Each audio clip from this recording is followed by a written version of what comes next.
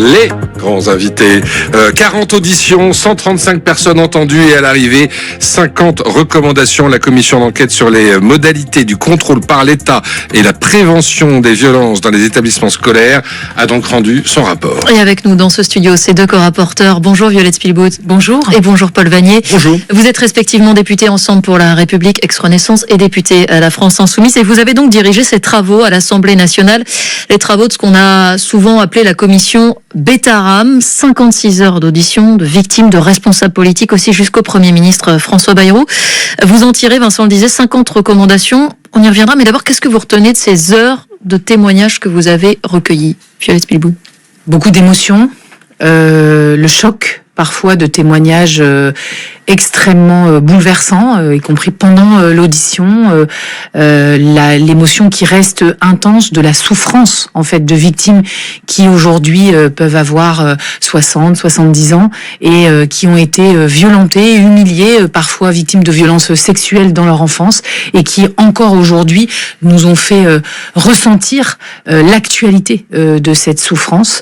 Et c'est ce qui nous a suivis, je crois, tout au long des auditions et du travail de la commission d'enquête. Vous aussi, Paul Vanier, ça vous a marqué, ça? Moi, ça m'a changé, comme homme et comme député, assurément. Ces 4 mois de rencontres avec des victimes, et c'est l'ampleur des violences qui m'a sidéré. Je n'aurais jamais imaginé, au-delà des violences physiques, sexuelles, y compris des viols auxquels on peut penser, mais on nous a décrit des actes de torture. On nous a décrit des enfants qu'on a privés de nourriture, de sommeil. Et ça, je ne pouvais pas y penser avant de rencontrer ces victimes. Et je retiens aussi, face à ça, à ces témoignages très forts, le poids de l'omerta. Et une omerta dont on peut constater aujourd'hui qu'elle est toujours là et que le combat pour la briser est un combat de notre présent et de notre avenir. Parce qu'on parle souvent de la libération de la parole, nécessaire, mais en lisant le rapport, on voit bien que les gens ont parlé, que des gens en tout cas ont parlé tout au long de ces années, mais qui n'ont pas été entendus. Je crois que c'est le cœur du travail de la commission d'enquête, c'est d'avoir réalisé, en collectant des documents, des échanges de mails, des plaintes, que l'État a été défaillant à plusieurs niveaux. Défaillant au niveau du suivi des plaintes par le ministère de la Justice tout au long des années, parce que des plaintes ont été déposées par des victimes, par des lanceurs d'alerte, par des parents d'élèves, et parfois avec beaucoup de ténacité. La défaillance aussi du ministère de l'Éducation nationale. Il y avait des courriers qui arrivaient aux différents ministres, recteurs, à différents étages de l'administration et qui n'étaient pas suivis. Et puis la défaillance de la protection de l'enfance, parce que partout en France, les départements, anciennement les conseils généraux, ont la responsabilité de la protection de l'enfance. Et finalement, des signalements qui étaient faits courageusement par les victimes ou leur entourage n'ont pas suivi leur cours et eu des conséquences pour protéger les enfants et pour sanctionner les agresseurs. Et c'est parce que vous avez constaté ces défaillance de, disons, la voie hiérarchique classique, que vous souhaitez la mise en place d'une cellule nationale Signal Éduc, c'est ça? Ouais, elle nous apparaît nécessaire parce qu'il y a aujourd'hui plusieurs canaux de signalement qui sont mal connus, qui ne communiquent pas entre eux, et donc il faut une cellule nationale vers laquelle vont remonter toutes les alertes, celle du 119, celle de l'application fait établissement, et la possibilité aussi pour chaque personnel, aussi pour des parents d'élèves, de saisir directement cette cellule qui doit être animée par des inspecteurs, des magistrats, mais aussi des victimes, des représentants des collectifs de victimes qui ont une expertise en la matière, et cette cellule doit garantir un suivi de ces signalements, un retour à ceux qui les ont effectués, et nous souhaitons aussi la doter de capacités, puisqu'elle pourrait saisir des corps d'inspection pour aller mener des enquêtes administratives dans les établissements où des signalements se font trop nombreux. À la lecture des recommandations, on peut s'étonner quand même. Vous souhaitez par exemple qu'il soit spécifié dans le Code de l'éducation que les violences contre les élèves sont interdites. On s'étonne que ce ne soit pas encore le cas. De la même manière, pour que les inspections soient plus efficaces, vous voulez garantir que les élèves qui témoignent ne soient pas choisis par la direction de l'établissement, ce qui peut être le cas aujourd'hui.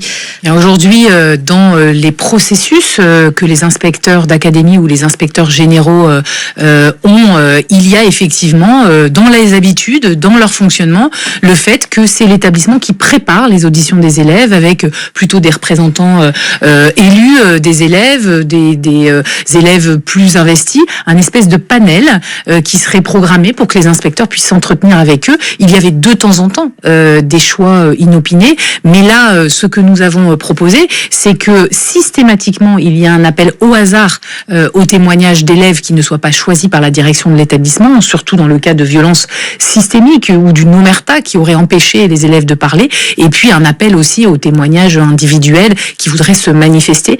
Donc je crois que c'est un changement de pratique chez les inspecteurs qui aussi, dans nos recommandations, revient à leur donner plus de pouvoir, le pouvoir d'autosaisine, de ne pas attendre d'être saisi par un recteur ou un ministre, selon le niveau de l'inspection, mais de pouvoir, dès qu'il y a un signalement au niveau local, qu'il y ait immédiatement la réactivité et qu'une inspection, y compris inopinée, puisse être déclenchée. Signalement, éventuellement sanction, mais votre rapport pointe aussi du doigt le manque de suivi. C'est-à-dire que un enseignant, ça change d'établissement, ça change d'académie, et là aussi, il y a des défaillances. Oui, parce que aujourd'hui, notamment dans les établissements privés sous contrat, pour le coup, et il faut rappeler qu'il y en a 7500, que 2 millions d'élèves y sont scolarisés, il n'y a pas véritablement de dossier administratif qui peut suivre un enseignant s'il change d'établissement, de département, d'académie, et donc on peut perdre la trace d'une sanction, voire d'une condamnation, et cela nous paraît indispensable d'assurer que l'honorabilité de tous ceux qui sont en contact avec des élèves soit garantie. De ce point de vue-là,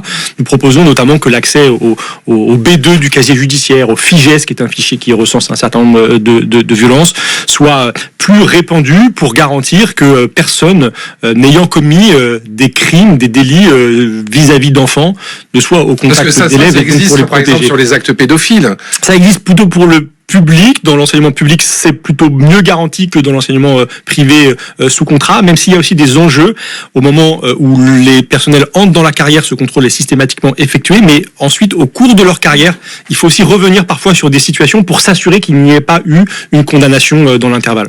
Les victimes ont pu être entendues longuement lors de cette commission. La suite, c'est quoi? Parmi les recommandations, vous insistez sur la nécessité de reconnaître les défaillances de l'État, la responsabilité de l'État dans ces affaires, mais ensuite, comment on répare? Avec un fonds d'indemnisation pour tout le monde? C'est ce que nous avons fait, écouter les victimes. Première audition de cette commission d'enquête avec les premières 8 associations de victimes. Aujourd'hui, il y en a 80 qui couvrent plus de 250 établissements dans toute la France. On voit l'ampleur du phénomène.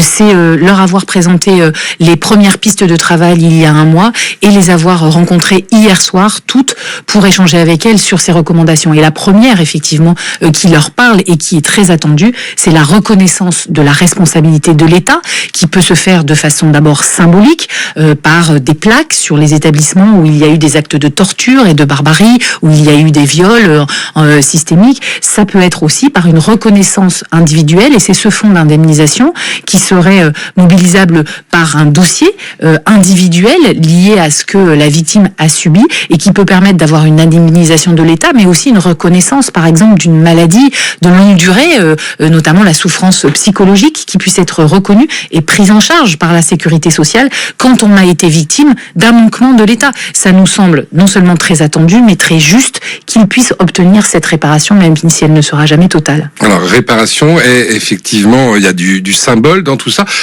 Revenons sur Betaram, qui est quand même à l'origine. Vous souhaiteriez, par exemple, qu'une plaque commémorative soit mise en place, soit installée sur l'établissement, sur les murs de l'établissement? Oui, à minima, il faut des gestes comme cela, il faut des actes symboliques, il faut une reconnaissance officielle, mais si vous me permettez, cela m'amène à d'autres recommandations que nous faisons dans des établissements comme cela, où tant de crimes ont été diagnostiqués pendant tant d'années.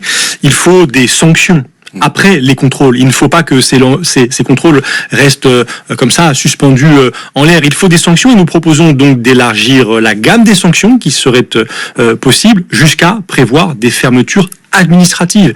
Des établissements dans lesquels des crimes atroces ont été perpétrés par des groupes de pédocriminels pendant des décennies ne peuvent pas rester ouverts, d'autant plus si des inspections récemment encore y diagnostiquent des manquements graves. Paul Vannier, cette commission, elle a aussi eu une dimension politique. On se rappelle de l'audition de François Bayrou, très commentée le 14 mai dernier, très longue aussi. Dans ce rapport, vous pointez un défaut d'action de celui qui est aujourd'hui le Premier ministre. Matignon, ce matin, dément, dit que c'est tout le contraire. Comment vous réagissez à ce démenti ? Avec consternation, parce que il faut les regarder en face, ces violences, ces défaillances.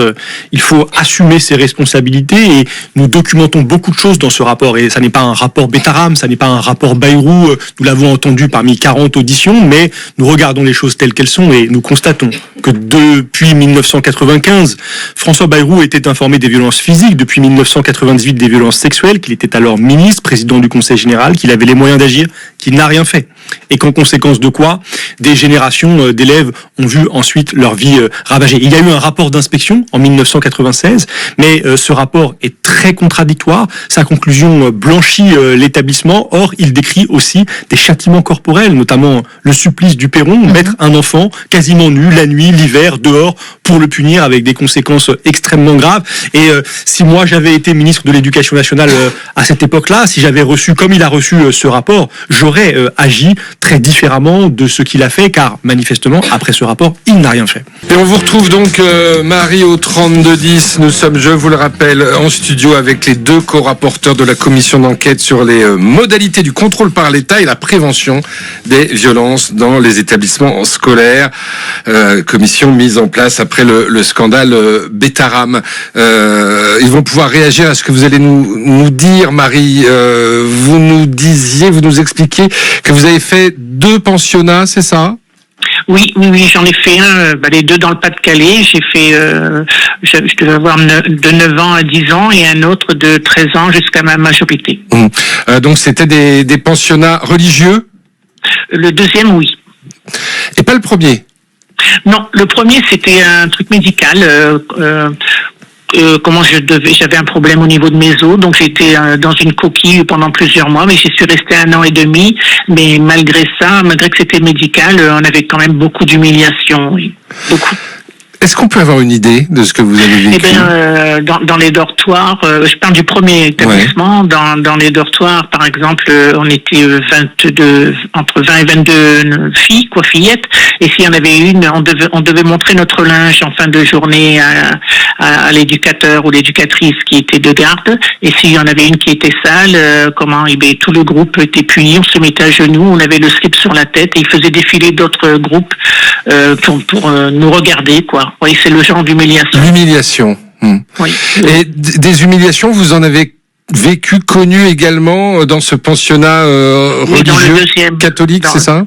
Ah oui, parce que quand je suis arrivée, c'était encore des religieuses et on avait seulement 2 éducateurs.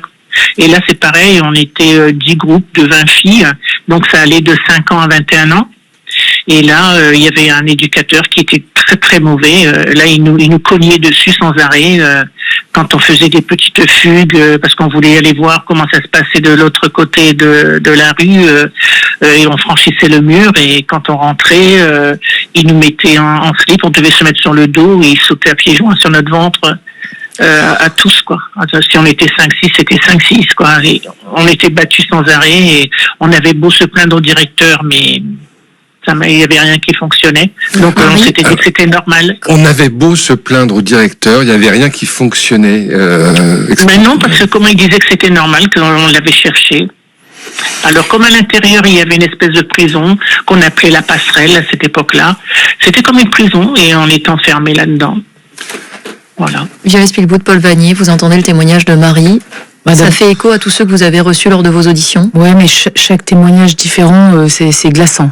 D'entendre ça, d'entendre qu'on saute sur le ventre, qu'on bat, qu'on frappe des jeunes filles de 13 à 20 ans en pleine adolescence, enfin des enfants. Et qu'on trouve le courage. Oui, moi ça me... On trouve le courage d'aller en parler au directeur, parce que oui.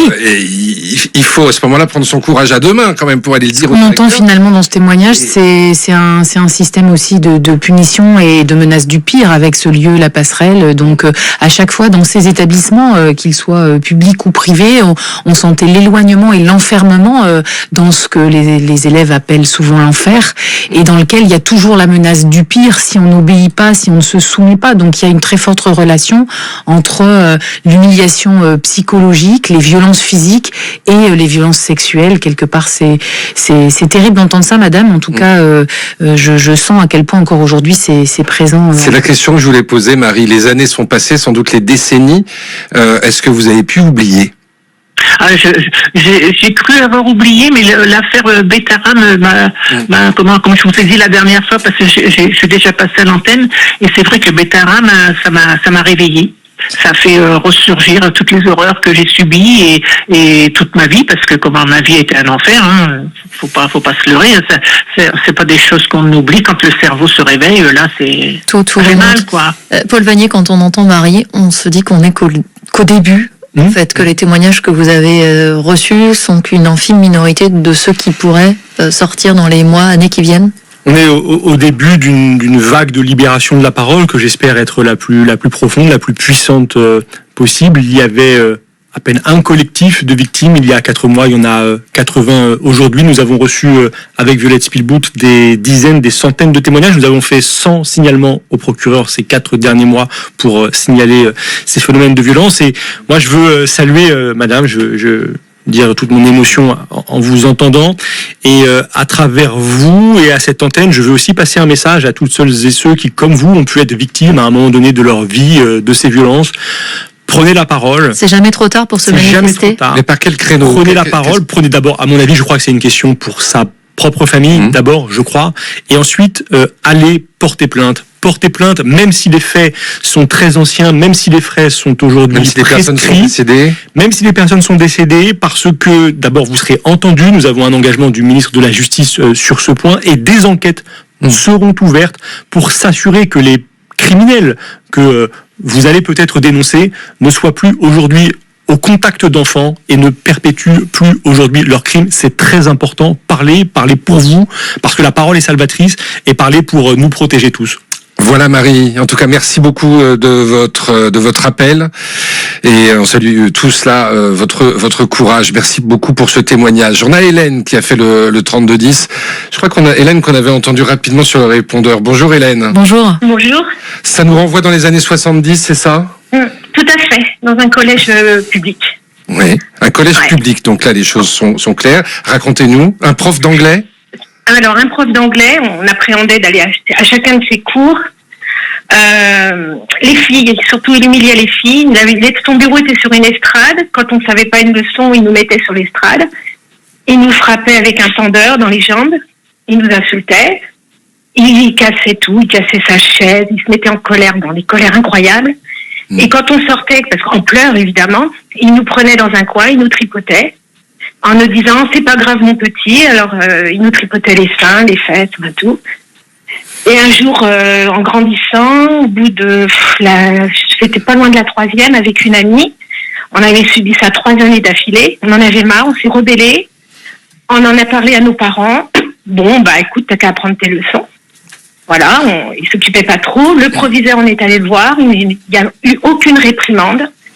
Tout le monde se plaignait, mais aucune réprimande. Il en avait surtout après les filles.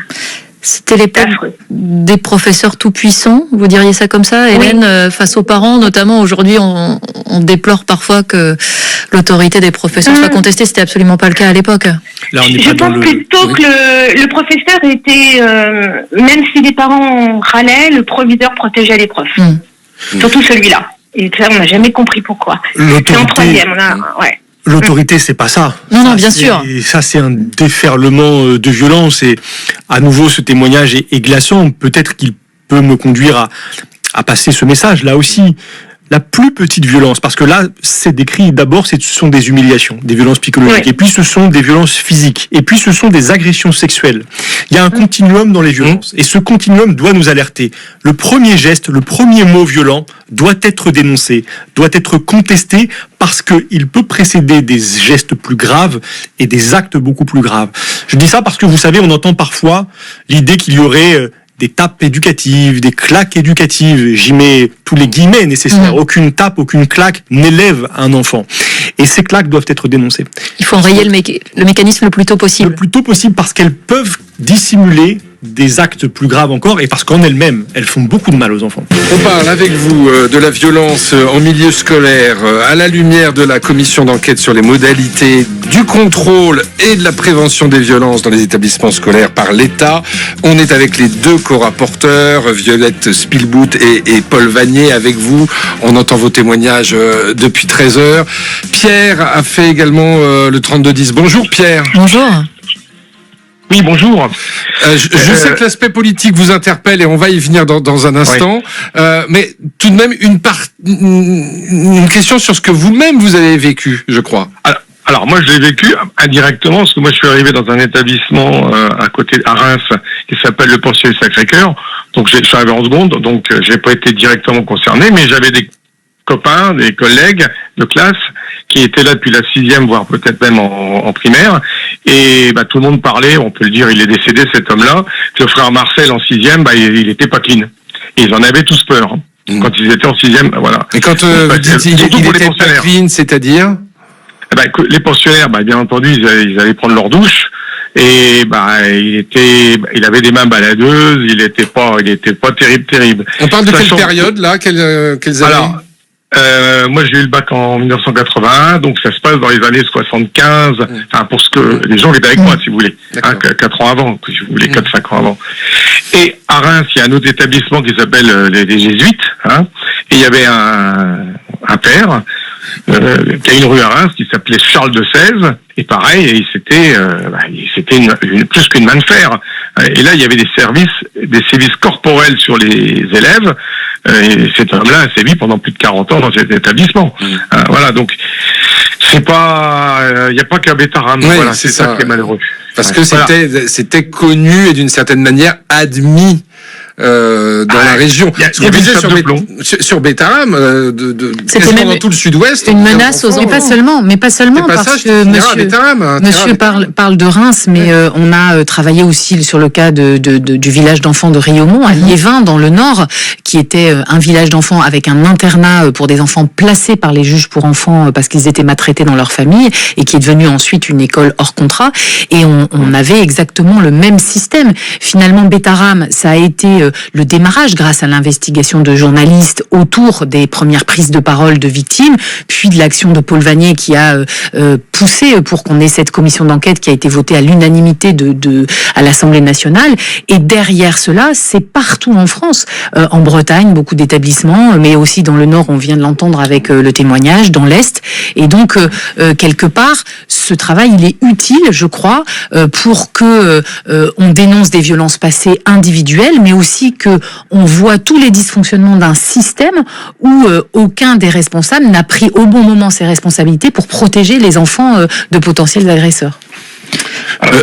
Pierre, je crois que vous vouliez aussi ajouter un aspect, alors plus polémique, je sais pas, en tout cas plus politique, qui est d'ailleurs assez évoqué dans ce rapport.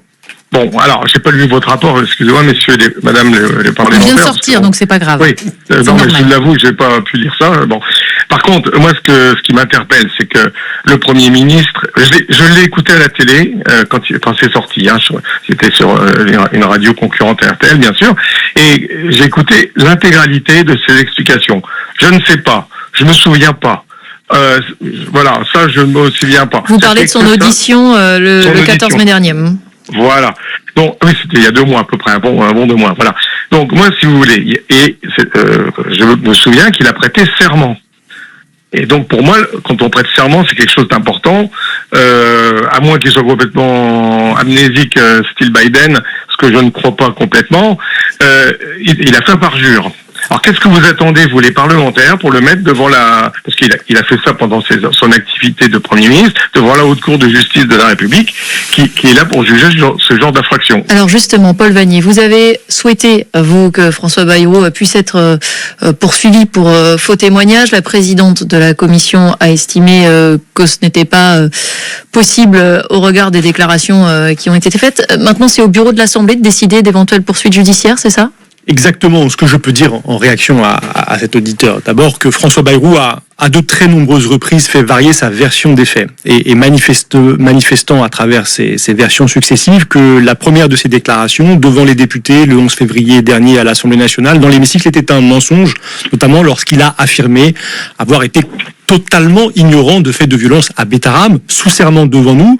Il a reconnu avoir été informé par la presse, a-t-il dit, partir de 1995 de ces faits. Mais sur un point très précis de son audition, je considère qu'il a en effet proféré un faux témoignage, un parjure devant nous, car revenant sur une déclaration qu'il avait faite annonçant vouloir porter plainte en diffamation contre le journal Mediapart. Il avait fait cette déclaration le 11 février, à propos d'un article qui a été publié le 12 mars. Il est donc impossible que le 11 février, François Bayrou envisage de porter plainte pour un article publié le 12 mars. Je constate qu'il a menti, et ce mensonge ne me paraît pas secondaire, car il manifeste la volonté de l'actuel Premier ministre de continuer à entretenir une forme d'omerta sur cette affaire Betaram et sur ces questions des violences, car en menaçant des journalistes de les attaquer en justice, il concourt à cette atmosphère. J'ai donc écrit, et c'est l'ordonnance de novembre 1958, son article 6, qui cadre les prérogatives d'une commission d'enquête parlementaire, qui l'indique. J'ai écrit à la présidente Fathia Kellaouachi de notre commission pour qu'elle saisisse la justice. Présidente socialiste. Elle a refusé qu'il n'est pas... de le faire, en effet, et donc à partir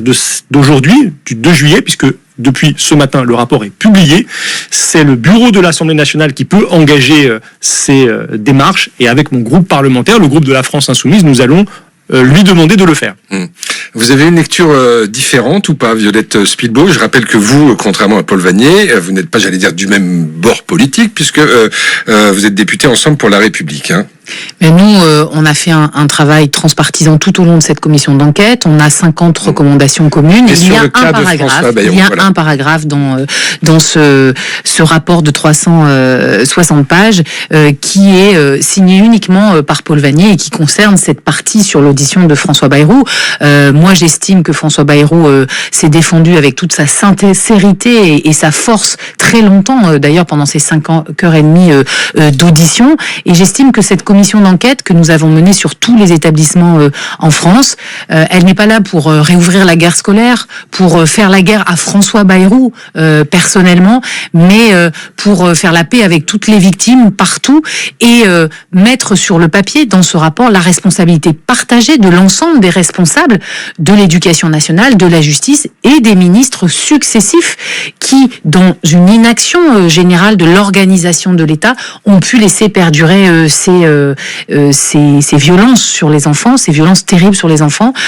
Donc je me concentre sur cela, sur la mise en œuvre des recommandations. On a une forte responsabilité avec Paul Vannier qu'on va continuer d'exercer, c'est d'être encore rapporteur demain à la rentrée de septembre quand on va travailler sur la proposition de loi. C'est ce que j'allais vous demander. Ces recommandations, elles vont donner quoi ensuite? Une proposition de loi à l'automne? Nous allons y travailler. Nous avons le projet de le faire et avant son élaboration et avant d'essayer d'obtenir son inscription à l'ordre du jour, nous allons aussi veiller au suivi de nos recommandations et à leur mise en œuvre, car plusieurs d'entre elles peuvent être très rapidement, concrètement engagées. J'aimerais qu'on conclue ce passage de l'émission avec un auditeur qui veut nous parler de son fils. Bonjour Christian. Bonjour. Vous avez 32 ans, donc oui. J'imagine que votre fils est assez petit. Oui, il a 4 ans aujourd'hui. Donc ça se passe dans quel cadre, hein? Alors dans le cadre de sa première année de scolarité, donc l'année dernière, c'est 3 ans à l'école. Maternelle, première année de maternelle. Première année de maternelle, exactement. Son premier contact avec l'école, ça a été de la violence en fait pendant 1 an. Quelle forme de violence, Christian? Alors physique et psychologique. Beaucoup plus psychologique que physique, mais ça existe encore. Et ça s'est traduit comment, qu'on imagine ce qu'il a pu subir? Rabaissement par la parole, à lui dire qu'il était nul, qu'il n'était pas capable, on l'a laissé de côté, on lui jetait de l'eau à la figure, on le tirait par le bras en le décollant du sol, en lui serrant le poignet au point qu'il ait mal au poignet, même à la maison. Au point qu'aujourd'hui, pour tenir un stylo, alors ça va un peu mieux actuellement, mais pour tenir un stylo à l'école et écrire son prénom, c'était le stylo qui se mettait à trembler, un blocage, un refus de l'autorité à l'école. Et quand vous avez pris conscience de tout cela, Christian, vous êtes allé le signaler au directeur? Ah mais on a fait mieux que ça. C'est là où en fait vous parlez depuis tout à l'heure, j'écoute de libération de la parole, de inciter à porter plainte les gens et tout, mais pourquoi faire en fait? Parce que vous avez porté plainte. Vu que la justice ne suit pas. Nous il y a eu une plainte de déposer avec sa mère forcément, on a déposé une plainte. Elle a été classée sans suite au bout de 7 mois. Il n'y a même pas eu de jugement. Cette personne, elle Elle était directrice de cette même école. Elle a été rétrogradée par l'académie à cause de faits similaires. Elle recommence. Elle n'est pas jugée. Elle est toujours institutrice. Et l'année prochaine, elle est susceptible de revenir dans le même établissement. Et je dis quoi à mon fils demain? Je dois changer. C'est à moi de le changer d'école? Violette Spielbout. Non, je crois que c'est glaçant votre témoignage, et on a malheureusement des témoignages encore actuels, monsieur, dans le public comme dans le privé. Et la première chose que moi, je c'est retiens, dans le public. donc vous c'est dans le public, la première chose que je retiens, c'est que je vais vous proposer que vous nous adressiez l'ensemble de cette plainte et des signalements que vous avez faits, parce que il faut absolument que cette institutrice, quel que soit le travail fait par la justice au regard de la récurrence des accusations et des plaintes contre elle, qu'elle ne soit pas remise devant des enfants au risque qu'on attende encore trop longtemps et qu'il y ait d'autres enfants agressés. Donc je crois que le principe de précaution, c'est aussi ce qui guide une partie de nos recommandations. D'abord, il est inacceptable qu'il y ait des classements sans suite, sans explication, sans enquête suffisante, en ayant une forte proximité avec le Mais vous ministère vous de rendez compte, on l'Éducation n'est même pas nationale. sûr qu'elle a été auditionnée. Mais bien On sûr, n'est même pas sûr qu'elle a été auditionnée. je me rends compte et c'est révoltant, monsieur, et donc c'est Un aussi enfant cela de qu'on 3 ans, combat. sa première année de scolarité, ça a été de la violence. On comprend votre révolte, Christian, et on va vous mettre en relation. On va donner vos contacts avec Violette Spielbout et Paul Vanier pour que voir comment il est possible de donner suite à ce témoignage là aussi glaçant.